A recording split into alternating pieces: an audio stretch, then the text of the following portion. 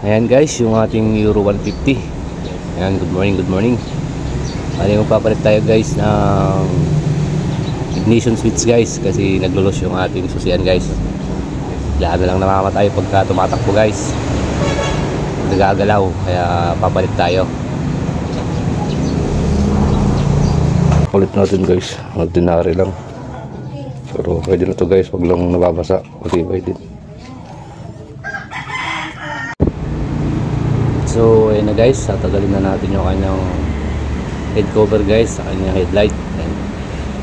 Ay nakabolt lang yan guys, dalawa nabilaan para ma-access natin yung kanyang susian guys, kasi iangat natin yung kanyang panel gauge.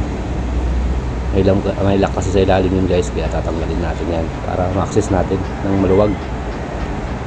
So tanggalin ko lang muna yan guys, yung kanyang cover sa headlight para mahugot natin yung kanyang ignition switch guys, kasi iangat natin yung panel gauge.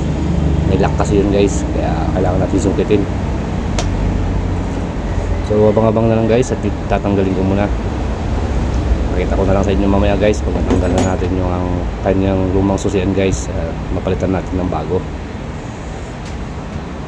So ayan yung bolt ng panel gauge guys, dalawa din yan, tatanggalin ko lang din yan para maiangat natin lang maayos nang walang sagabal guys, antay mahirapan.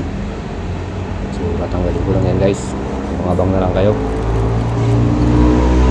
Fast forward ko na pala yung ating video guys para hindi tayo umaba. So yan guys, yung pinakalock ng susian yan guys para matanggal natin.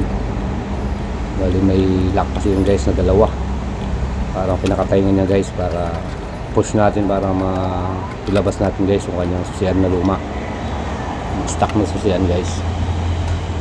Bali ito na nga guys, tatanggal na natin. Yan, ikabit na natin yung bago guys, tapos yun yung luma natin guys, yung stock pa ng ating Euro yan. So ayan na nga guys, bali yung ating linagay dyan guys na ignition switch, yung ordinary yung guys, yung replacement. So ikakabit ko lang yung mga wire guys, pagdudugtungin lang natin. Bali 4 na wire lang naman yan guys. Yung solid black, yun yung kanya ACC guys, tapos yung solid green ground, tapos yung solid red, yun yung positive guys, tapos yung kanyang black na may lining na white guys, yun yung kanyang kill switch.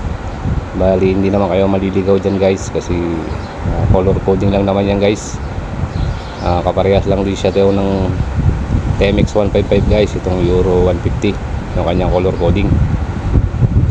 Red to red guys, tapos black to black, green to green, tapos black with lining na white guys. Yun lang yung kanyang pagdudugtungin guys, para walang maging problema guys yung inyong pag-wiring sa susian guys. Bali 4 na wire, pagdudugtungin nyo lang guys yung ka-color coding nya. So abangan nyo na lang guys, at ipapakita ko na lang mamaya kung goods pa yung ating gawa.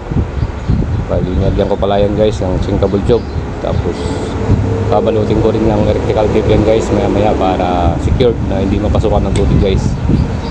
So ayan na guys, goods na yung ating motor, nakabit na natin lahat ng wire. Yan, pati yung flasher guys, nakapalit na rin tayo ng valve.